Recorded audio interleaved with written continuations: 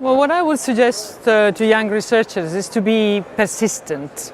There is really no other quality that is as important as persistence. So focus on doing good work, persist in your aim, don't lose yourself trying to be too strategic or too political, and go for the science. That would be my advice. Persistence is number one. There is no other magic formula that I can offer other than hard work, persistence, and believe in yourself.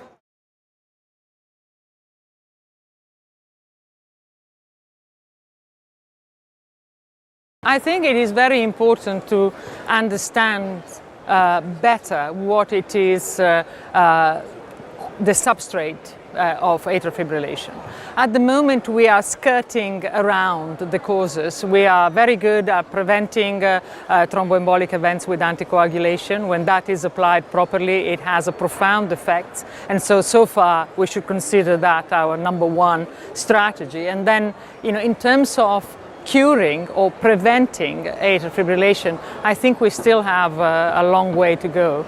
I would say that, and the new guidelines are actually showing that you really need a better understanding, so the various causes that are underlying atrial fibrillation, in order to be able to tailor treatment to individual patients.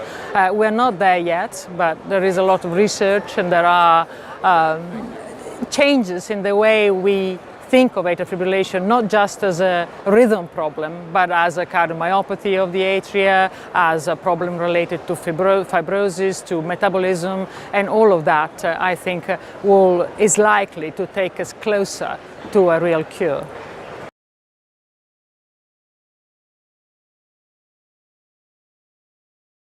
It would be excellent if drugs such as statins would also have antiarrhythmic effects, and there have been a number of small studies that suggested that might be the case. However, our study that was much bigger than all of the other studies put together, unfortunately showed that the perioperative treatment with statins has no effects on postoperative atrial fibrillation or other complication, as well as the myocardial damage in the perioperative period. And that was, of course, disappointing.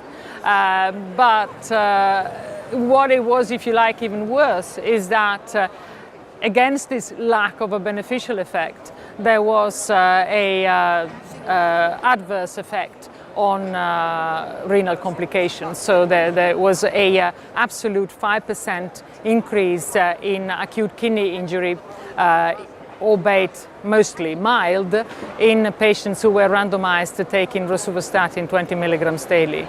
That was unexpected, but since we have produced these results, another paper has been published using perioperative atorvastatin. It was published in JAMA, showing very similar effect in statin-naive patients. So if you don't have a beneficial effect and you have even a small risk of an adverse effect, then that becomes really, if you like, a contraindication of having a perioperative statin treatment right in that week around. This is not to be confused, though, with the long-term effect of statins in primary and secondary prevention, where an adverse effect on kidney function was never demonstrated. It's just in the perioperative period.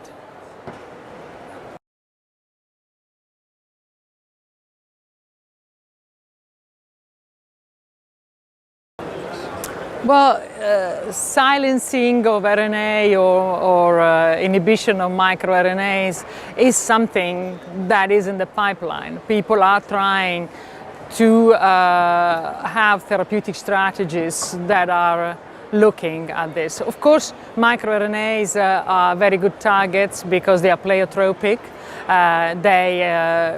By inhibiting a microRNA, you can then have an effect on several pathways. That is both an advantage and a disadvantage. At the moment, we still don't know how to target an antisense or an antagomer, if you like, to a specific tissue, particularly the heart. And that is one of the main limitations. It has been good for the liver because once you inject something, it will eventually go to the liver. But when you are trying to look at organs such as the heart, I think we still have to develop ways of targeting and making it also cell-specific.